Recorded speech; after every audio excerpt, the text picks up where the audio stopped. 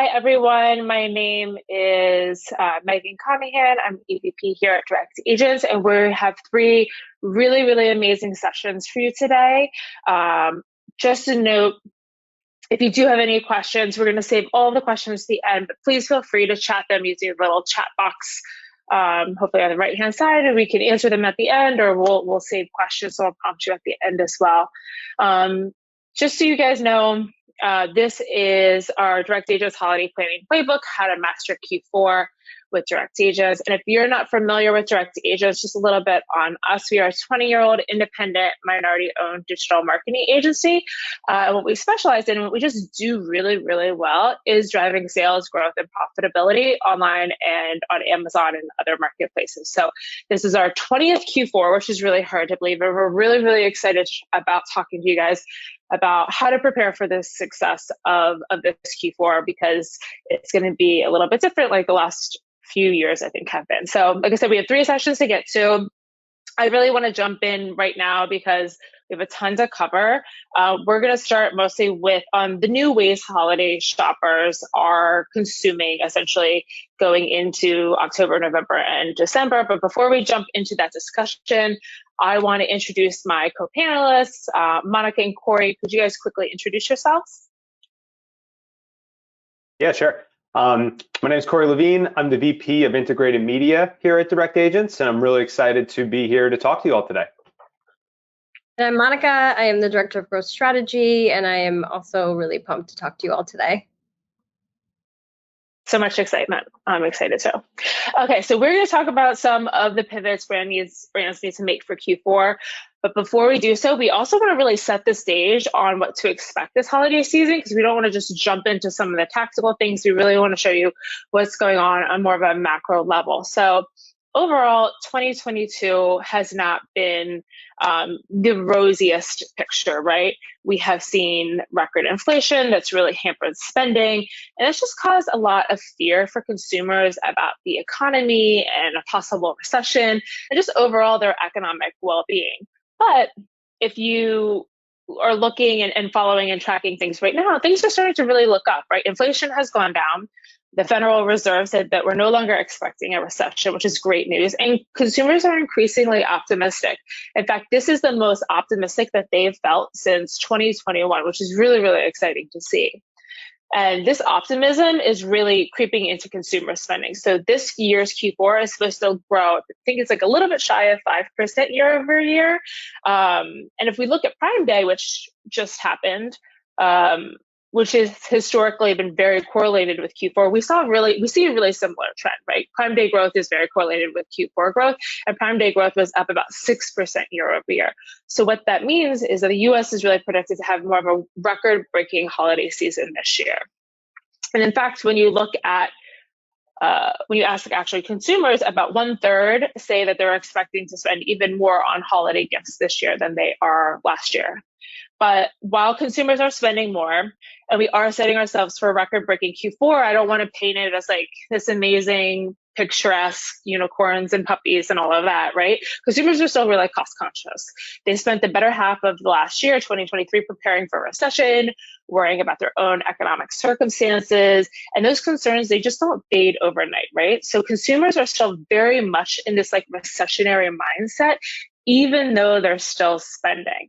And when consumers are asked what would encourage them to buy this year from a new brand or .com, the 4 things that they talked about were a better price, free delivery, fast and convenient delivery, and then free returns. So price really is still number 1 top of mind, beating the other ones pretty substantially, but the other 3 shouldn't be ignored as well. And we're going to talk a little bit more about that. And we saw a really similar trend with Prime Day, right? If you are selling on Amazon, one of the things that we really saw is that more than half of consumers compared your Amazon Prime deals with Walmart and Target just to make sure that they got the best price. And more on top of that is that consumers are really increasingly leaning into more flexible payment options. So buy now, pay later has been something that has been growing over the past few years, but it has increasingly grown. In fact, the CEO of PayPal said that first time use of buy now, pay later is at 25 to 30%. So not only are more transactions happening using buy now, pay later, but more consumers are using it for the very first time as we continue to look for more payment flexibility. So that's where we are at the moment. So we really want to talk to you about more how to tackle that. So I'm going to turn to Corey and Monica and talk you through kind of some of those things that we have in mind right now. So Monica, I want to start with you. So can you talk to me a little bit about how brands can take advantage of this new buying behavior for Q4? Specifically, how can a brand or a marketer pivot their mindset for how they're interacting with this customer who's spending but still has that recessionary mindset? Yeah, absolutely, Megan. So as mentioned, I think the most interesting thing that we've seen is that consumer mindsets have really changed. We're going into this era of and versus this or that. And what that really means is that the mindset is shifting. You know, people don't believe in depriving themselves of simple luxuries, right? Because what they've noticed is that, you know, tomorrow isn't promised. Anything could happen. So really, this and era is what we call being stingy, but also being splurgy. Being stingy in the way is cutting back on basics, right? Maybe not taking that Uber home and opting for the train, or instead of ordering takeout, cooking dinner, right? Cutting back on minimal expenses to save up for those big purchases, right? So being able to enjoy those luxuries in terms of rewarding yourself and not depriving yourself. So really, marketers should be thinking about this in the way that, yes, consumers have pulled back on some spending, but they are still willing to spend. And for you, how do you think that this affects maybe how brands should think about like gift guides or like different promotions that they should run? Do you have any thoughts on some of those things? Yeah, absolutely. So I think that what I've seen work really well is providing some sort of gift card after a purchase, right? So self-gifting has really seen an increase over the last few years. So offering some sort of reward, you spend $50, you get $10 back. So people are they want to purchase something for maybe a friend or a family member, but then they also get a reward in return that they can spend at a later time. Okay, that's really helpful. Yeah, and like you said, I think a lot of brands are maybe like rethinking, or we're talking to our brands about rethinking gift guides, more gifts for you, smaller, affordable luxuries, maybe thinking about things that are like, high profit margin that could really be something that somebody could treat themselves with, but then also obviously find gifts for their loved ones. So that's more the mindset. I do want to pivot to media a little bit. So Corey, I'm going to turn it to you as my resident media guru. How is this year different in how brands should approach media, right? How do you have to treat your media mix, your media plan, KPIs? How do you have to treat that differently this year? Oh man, all right. Lots of good questions there. And I think we're going to try and touch on a bunch of them. And for anybody attending, if we don't get to one of those specific questions, please always feel free to reach out. While there will and should be nuances, the first thing I'll say right to every plan is there are a few key pillars that we feel that every brand should be following. The good news is if you are here today, you're actually already ahead of the game by kicking off the conversation now. And so we're going to walk through those 5 key areas and what brands should focus on. And so of those 5 areas, top line, because we're going to get to each one on the subsequent slides, is to start discussing realistic goals and KPIs, align on your customer strategy, use the proper media mix, decide how you're going to stand out, and optimize your consumer journey. So let's go through these as best as possible. So the first one, all about discussing realistic goals and KPIs. For anybody listening thinking we already have the media KPIs, This is more about looking at that business objective and figuring out how much revenue, how many subscribers do you need as a macro business, and aligning with your agency at how much paid media is supposed to contribute to that overall pie. You know, ROAS goals, CPA goals are great, but we also need to balance that efficiency with volume. And so making sure it's very clear to your agency the amount of volume needed is going to set you and them up for success this holiday season. The next is about customer strategy. What is the mix between new customer acquisition and retention, repeat customers, people that have purchased from your brand last holiday season or even throughout this year? A lot of times we noticed throughout the year, the focus is acquiring new customers. But we can't forget that holiday time is a prime example of when you also need to play defense. Everyone is shopping, and if they're not buying from you, they're buying from someone else. So make sure that there is a healthy mix between new customers and retention. Once you've been able to figure that out, it's really important to use the data that you already have acquired over the year and from past holiday seasons to ensure an optimized media mix. Now, we want to make sure your direct response workhorse channels are properly funded and also are able to capitalize on the market opportunity generated from the holiday. This could be different for many brands. Maybe one is search, maybe others see it in social, display. But the idea really here is get that optimal media mix. Here at DA, we're using a mixture of historical data, our MMM models, and a few other tools in our arsenal to really ensure that our clients have that proper media mix. Because you don't want to be thinking about that last minute and shoveling budget. And then the next is remember to feed the funnel. Start building awareness for your service and products now. Customers they're starting their research earlier and earlier. And if you're waiting to just show a direct response ad during the holiday season, you're not going to see as high conversion rates and as efficient media as you will if you start using channels like CTV, audio, even potentially digital out of home, whatever makes sense for your brand, and feed that funnel and become part of that consideration set. And so on the very bottom, before we go to the next slide, this is almost like an example timeline of what you could potentially look to do this season. So start planning now, really work on those expansion channels, feeding the funnel, start testing different types of audience data and et cetera. Now, that way come end of October, November, you can hit the ground running and really capitalize on the shoppers.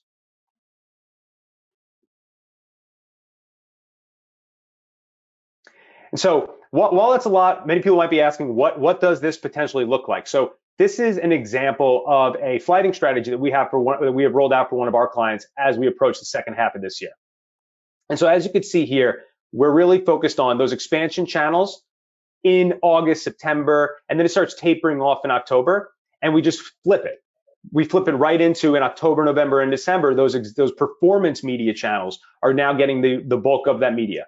But you'll notice that we haven't just decided to axe all that upper funnel expansion channel. Continue to keep the light on and be top of mind as those users are going through their own consumer purchase journeys.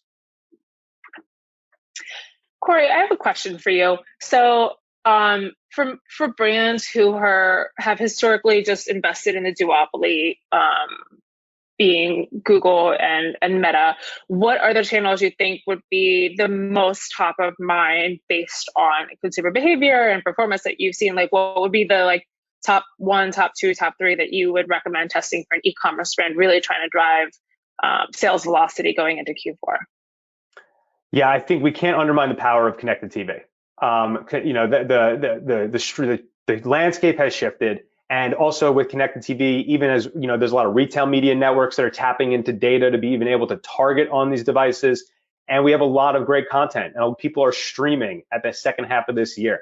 So I would say, to me, the number one channel when you're thinking about an expansion right now could be CTV, both from a targeting perspective, a consumer behavior perspective, and also a lot of people hear CTV, they just think upper funnel. There are so many interactive ad units now. You could be on Roku and you see an ad and you press OK, and it takes you directly to a purchase page. So don't just assume it's awareness. Start testing its direct response capabilities today and see if it makes sense to keep. And then honestly, yes, we all want to diversify our media mix, but people are going, as marketers, we still have to go to where the eyeballs are. People are going to Meta, they're going to YouTube, they're going to Google, they're going to TikTok, I mean, these are channels that, yes, we all want to diversify, but if you're working with limited budget, I would really focus on that performance as well. Yeah, and there's some really interesting stats that came out saying CTV and social media have the highest ad recall, and people really lean on those channels for awareness of brands that could really make a huge impact. And to your point, CTV, if you're not attributing it, then there's something wrong there. You should be able to connect that back to your full funnel 100%. The other thing I wanted to get more data from you on is you had a really interesting point about like acquisition versus retention. But one of the things I know a lot of our brands see is that your Q4 customer is very different than your Q1 through Q3 customer, right? It can be Q1 through Q3 is whatever, bunch of women, and then Q4 you have a heavy subset event. So how are you thinking about brands using their first party data to acquire? Are you saying, hey, you should still use your full arsenal of your CRM? Are you thinking about, just really leaning into who bought last year in Q4? Like how should brands be thinking about that? Yeah, I think brands should really be leveraging, if you have a DMP, I would heavily advise looking at your audience data and what you're seeing. If you don't have a DMP, maybe working with your agency to import that first party data into potentially DSP platforms that have some audience information.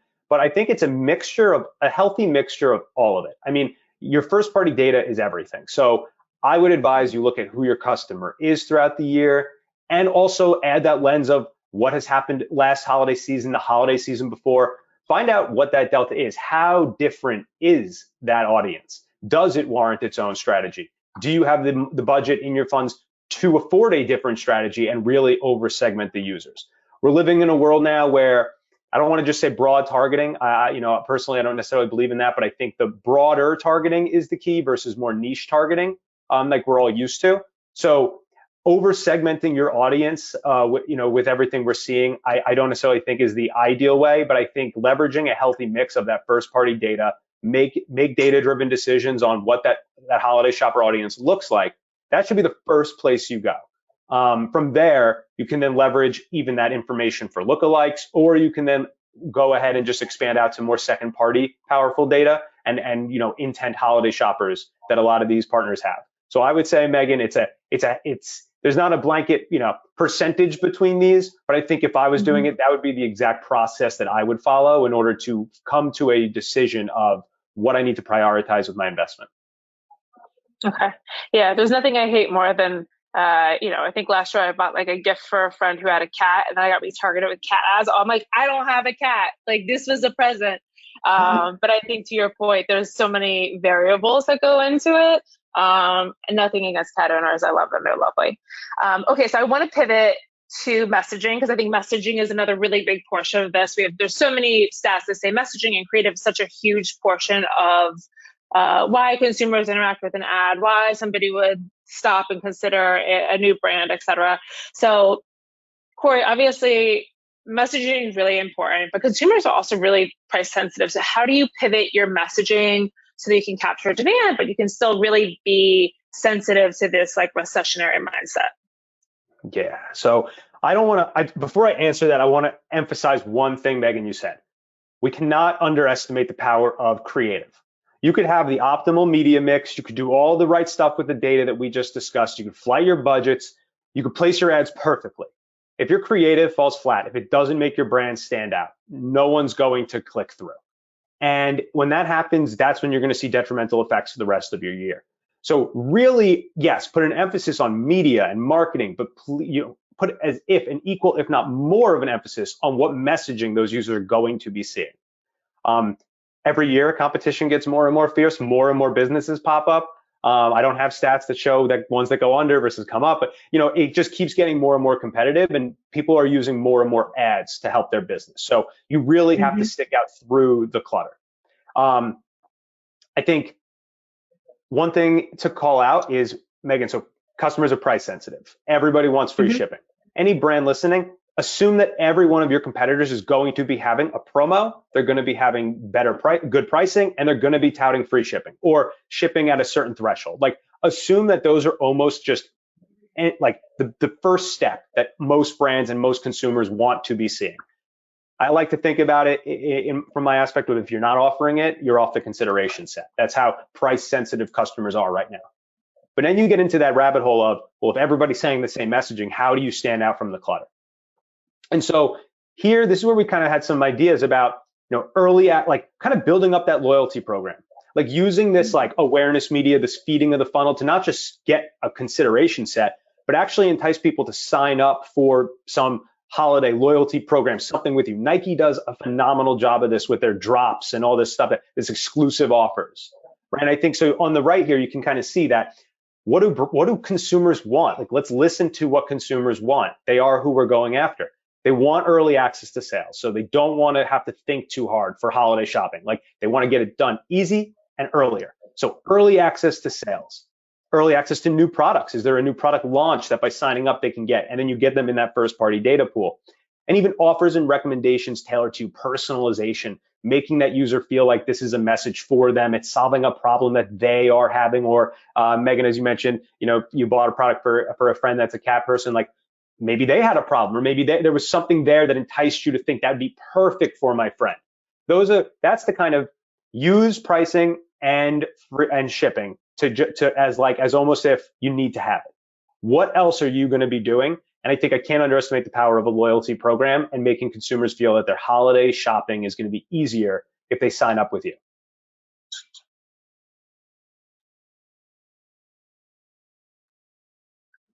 Okay, great. I think that is really helpful. And to your point, I agree. If you're not running a promo, if you're not running free shipping, you are completely out of the consideration set for this Q4, unfortunately.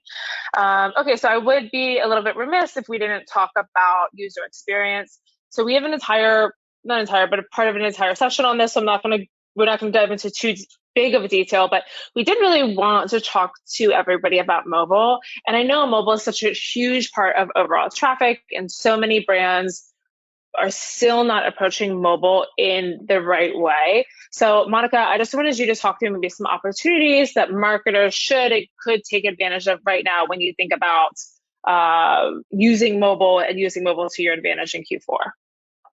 Yeah, absolutely. And Megan, you hit the nail on the head. This isn't a new concept about mobile driving, sessions, driving revenue, but you would be surprised at how many brands have actually optimized their website for mobile traffic. When we look at the people that are buying items on smartphones, it's over 3/4 of the U.S. adult population. So making sure that you have a really good mobile experience should be your number one priority, because at the end of the day, it doesn't matter what you do on advertising. If you send someone to a site on their phone that isn't optimized to their liking, what they're used to, then they are going to bounce and probably go to a competitor. The only thing I do want to stress is that there is a difference between being mobile optimized and a mobile friendly site. A mobile friendly site being something that can be accessed from a mobile device, but what we want to stress is the necessity of actually having a mobile optimized experience, right? Something that people can use easily. It has all of the right features of block content, of how people are used to accessing content, and all of those things are only going to benefit you even outside of revenue, right? And you're going to see increased engagement, you're going to see lower bounce rates, and even search engines are going to take into consideration ranking your site higher than your competitors based on that mobile optimization. So again, I'm sure we sound like a broken record, nothing new here, but something that we really should continue to focus on as a top priority this season. And then what about like social commerce? Can you talk to me a little bit about that? There are some really interesting, obviously it's not as big as maybe it is in China or some other countries, but social commerce is massive, right? And it's growing at a really substantial rate. In fact, 60% of consumers say they want to be able to transact and purchase a product at the same place that they discover our product. So like, how are you thinking about, or how are you talking to brands about enabling social commerce and starting to get that more into the mix?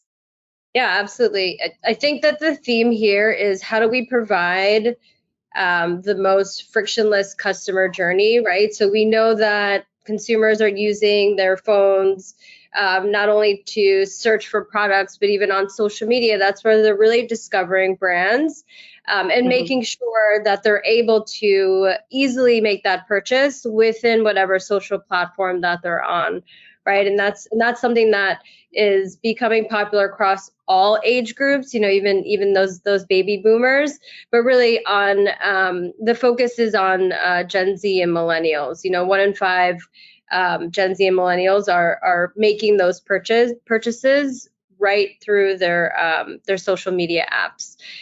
So what should we focus on? Again, making sure that your handles and whatnot are set up to not only click through the product, but then make that purchase right there.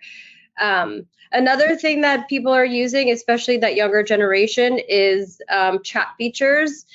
So not only on your online site, right, through a chat bot, but Gen Z and millennials are even starting to use the direct message feature and are saying they prefer to send a message directly to the brand that they're purchasing for. They might have some questions about sizes or shipping or whatnot, and they do enjoy using that feature and actually said it helped make them purchase the product. And then on top of that, also just like leveraging the reach of social platforms, as Corey mentioned, eyeballs are all over, Instagram, Meta.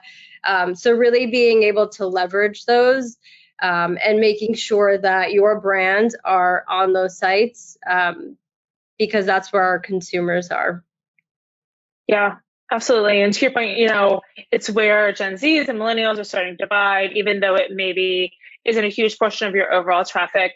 It is important. You should start enabling social commerce and native checkout within social commerce, which is going to be required probably in the very near future. So it'll be just another place where you can transact and interact with brands. So thank you so much. And if you have any questions about social commerce, obviously feel free to reach out. But thank you guys so much for this interesting insight.